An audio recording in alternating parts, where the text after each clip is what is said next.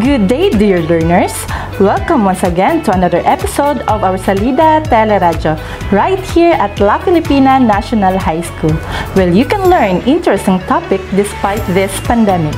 Today, you will learn about mental and emotional health in Health 7. With your teacher broadcaster, Teacher Charmaine M. Ravara. I am your teacher host, Teacher Doran M. Latoza. Now, I will turn you over to Teacher Sha. Good day, students! How are you today? I hope you are safe at home despite this pandemic. I am your teacher on air, Teacher Charmaine from La Filipina National High School. The COVID-19 pandemic has been stressful for both adults and children. Today, let us understand mental health and emotional health as a dimension of holistic health for healthy life.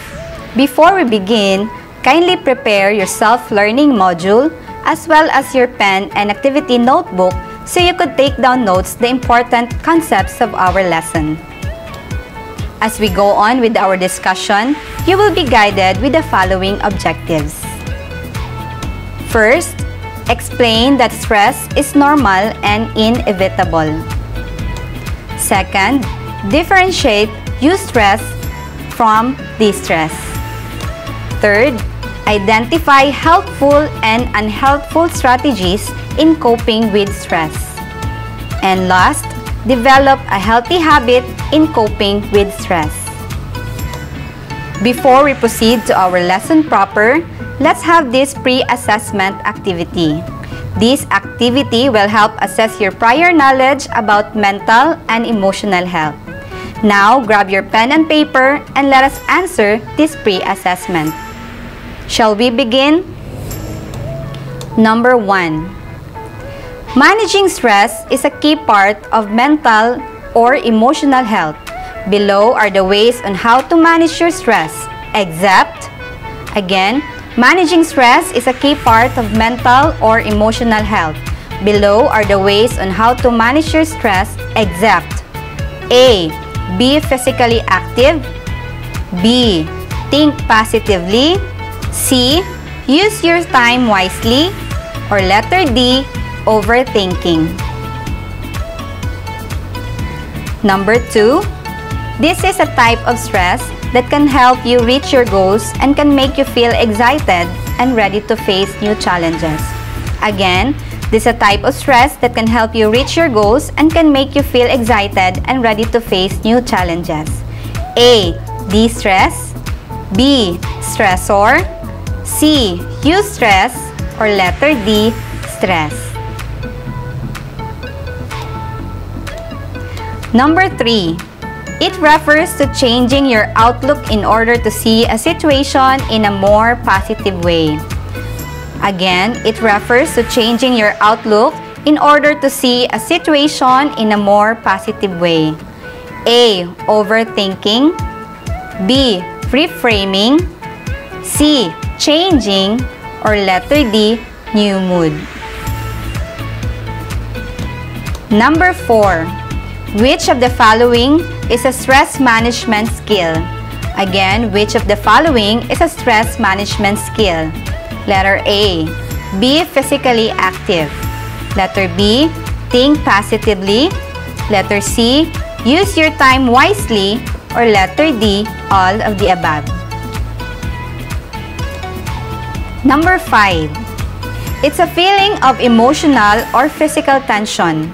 It can come from any event or thought that makes you feel frustrated, angry, or nervous, and it's your body reaction to a challenge or demand. Again, it's a feeling of emotional or physical tension. It can come from any event or thought that makes you feel frustrated, angry, or nervous, and it's your body's reaction to a challenge or demand. A. Mental health. B. Health. C. Social health. Or letter D. Stress. Okay, let's check if you got the correct answers. Let's go back to number 1. Managing stress is a key part of mental or emotional health. Below are the ways on how to manage your stress, except. What is your answer? The correct answer is overthinking. Number 2. This is a type of stress that can help you reach your goals and can make you feel excited and ready to face new challenges. What do you think is the answer? The answer is eustress. Next, number 3. It refers to changing your outlook in order to see a situation in a more positive way. The answer is letter B, reframing. Number 4. Which of the following is a stress management skill? The answer is all of the above, letter D. And last question is, it's a feeling of emotional or physical tension. It can come from any event or thought that makes you feel frustrated, angry, or nervous, and it's your body reaction to challenge or demand. The correct answer is letter D, stress. How was your score? Were you able to get all items correctly? If you didn't, do not worry. Just listen very intently as we go through our discussion. Let's have this another activity. Directions. Listen to the following situations. Put a check if you consider that situation as stressful and X if it is not. Again, put a check if you consider the situation as stressful or X if it is not. Are you ready? Let's begin. Situation number 1. Arguing with someone. Is it stressful or not? The answer is check. It is stressful. Number 2. Having a new cell phone. Is it stressful or not? It is not. Number 3. Going to a new place or family vacation. Is it stressful or not? Not. Of course, you feel excited when you go to a family vacation. Number 4. Slow internet connection. Is it stressful or not? Of course, it is stressful, especially when you are searching for something, right? And last number 5, lockdown. Is it stressful or not? It is stressful. What was your reaction when you first heard about the pandemic? How were you able to handle the situation? It gives a sudden change in our lifestyle, right? Bawal lumabas ng bahay, kailangan na magsuot ng face mask at face shield, at saka may kailangan mayroong social distancing. Our natural emotion response can be confusing sometimes and may make us react to things in a ways we don't like. Our emotional reactions can pass quickly or stay for a long time, leaving us in a low mood. That is why we need to understand our mental and emotional health. Mental and emotional health plays an important role in the overall well-being of a person. It deals with how a person balances his or her thoughts and feelings to be able to make good decisions for him or her. Mental and emotional health is greatly affected by the person's way of life, external influences, and other situations that occur at any time, just like the pandemic.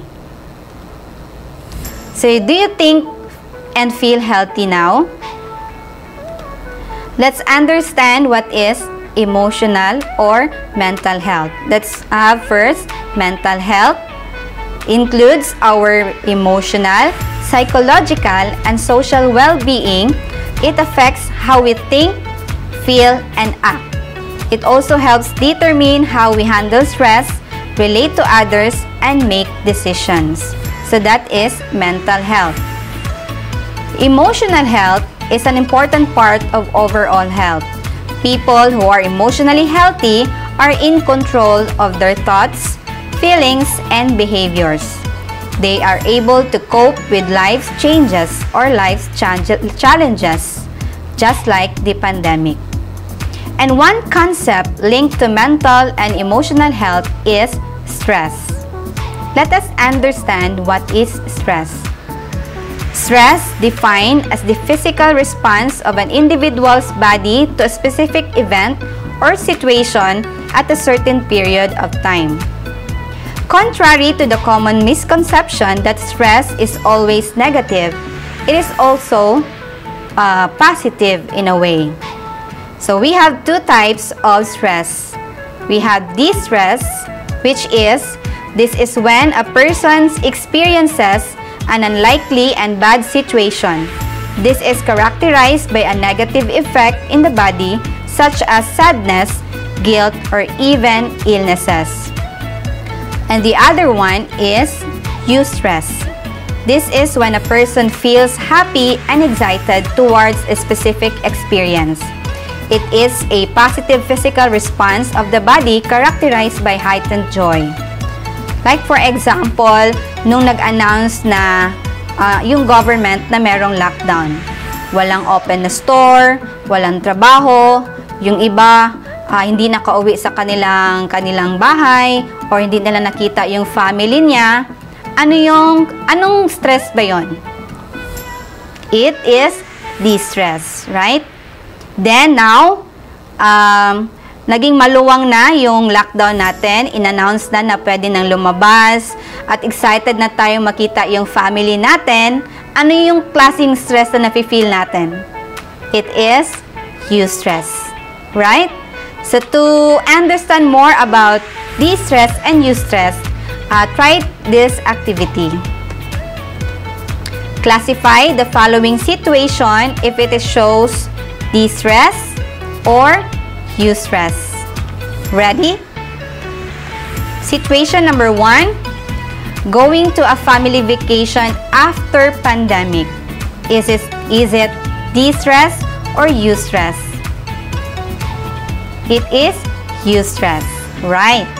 Next, authorities have banned children from going out in public because of the coronavirus pandemic. Is it distress or eustress? It's distress. Next, your birthday is approaching. Is it distress or eustress? It's eustress. And your mother or father was not able to work due to lockdown. Is it distress or eustress? It is distress. And last situation, you will be graduating soon. Is it distress or eustress? Of course, it is eustress. Part of taking care of the mental and emotional health of a person is managing stress. It is important for a person to develop stress management skills that will enable him or her to overcome any distress and handle eustress properly. Again, overcome any distress and handle eustress properly. So, take note of that. So, kailangan alam natin paano siya i-manage yung stress na nararamdaman natin properly. Dapat tama siya. There are ways na akala natin tama, pero nakakasira pala sa ating katawan. That's why, kailangan alam natin ano yung mga helpful at unhelpful na stress management. Okay? Meron akong mga situations dito. So, all you have to do is to classify if it is helpful or unhelpful. Again, classify the following statements if it is helpful or unhelpful. Statement letter A, statement letter A, avoiding friends and family. Letter B, making big decisions or drastic change. Letter C, don't be afraid to ask for help. Letter D, talking to a family and friends. Letter E, doing things you enjoy or engage in physical activity. Letter F, eating too much or too little or drinking a lot of coffee. Letter G, criticizing yourself or negative self-talk. H, becoming aggressive or violent, hitting someone, throwing or kicking something. I, practicing deep breathing, meditation or muscle relaxation. And last, letter J, laughing or crying. Okay, let's classify each if it is helpful or unhelpful. Let's start with unhelpful strategies in coping stress. The following are helpful strategies in coping stress. We have here avoiding friends and family. It is unhelpful. Next, we have also making big decisions or drastic change. Okay?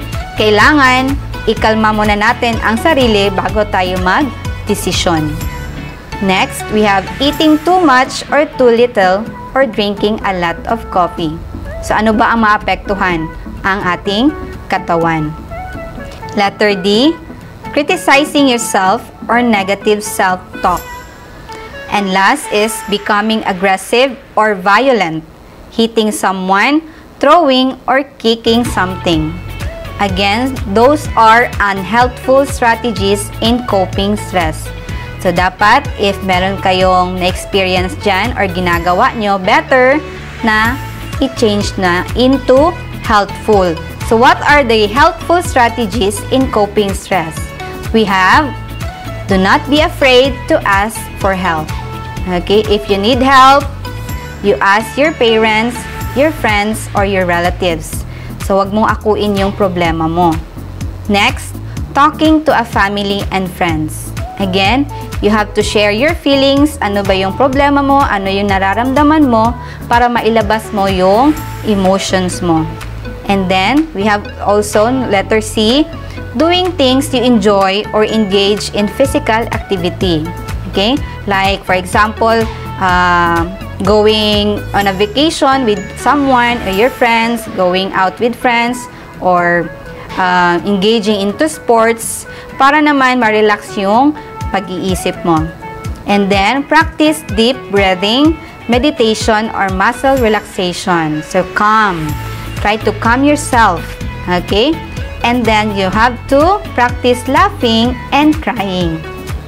So, it is, what do you call this?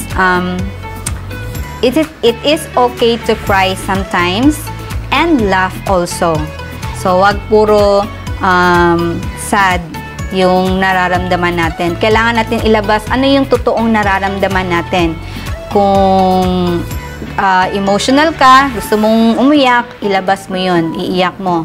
And then, if you are happy, then you have to laugh. Okay, so those are helpful strategies in coping stress. There are plenty of stress management skills that a person may acquire. Meron tayo kanya-kanyang ways ng paano natin i-manage yung stress natin. We have our own unique ways in coping stress.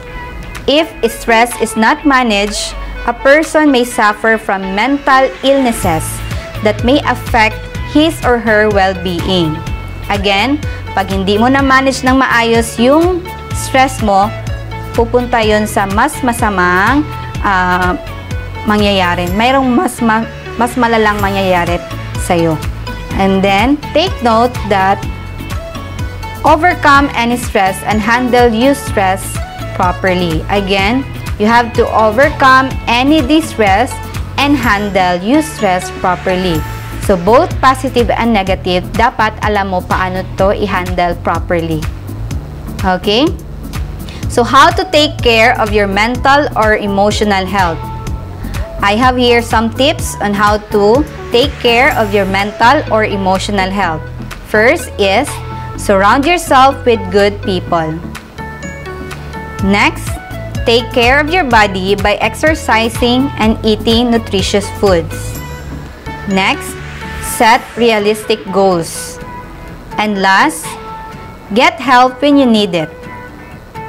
Okay, so I know that you have learned something, and right now, let us assess how far you have learned with our discussion today. Let's proceed to our assessment. All you have to do is to listen with the following question and write your answer in your paper. Let's start with number 1. It's a feeling of emotional or physical tension. It can come from any event or thoughts that makes you feel frustrated, angry, or nervous, and it's your body reaction to challenge or demand. A. Mental health. B. Health. C. Social health. Or D. Stress. Number 2. Managing stress is a key part of mental, emotional health. Below are the ways on how to manage your stress, except A. Be physically active. B. Think positively. C. Use your time wisely. Or letter D. Overthinking. Number 3. This is a kind of stress that prevents you from doing what you need to do, and stress that causes you discomfort. Again, this is a kind of stress that prevents you from doing what you need to do, and stress that causes you discomfort. A. De-stress. B. Stressors. C. Positive stress. Or letter D. Stress. Number 4 is a stress that can help you reach your goals. This stress makes you feel excited and ready to face new challenge. Again, it's a stress that can help you reach your goals. This stress makes you feel excited and ready to face new challenges. A. De-stress. B. Stressors. C. Eustress. Or D. Stress. And last, which of the following are ways to calm yourself during a stressful moment? Again, which of the following are ways to calm yourself during a stressful moment? A. Deep breaths. B. Counting to 10. C. Thinking of something enjoyable. Or letter D. All of the above. Okay, let us check. Let's start with number 1. It's a feeling of emotional or physical tension. It can come from any event or thought that makes you feel frustrated, angry, or nervous, and it's your body reaction to a challenge or demand. The answer is stress, letter D. Number 2, managing stress is a key part of mental or emotional health. Below are the ways on how to manage your stress, except. The answer is letter D, overthinking. Number 3, this is a kind of stress that prevents you from doing what you need to do, and stress that causes you discomfort. The answer is letter A, de-stress.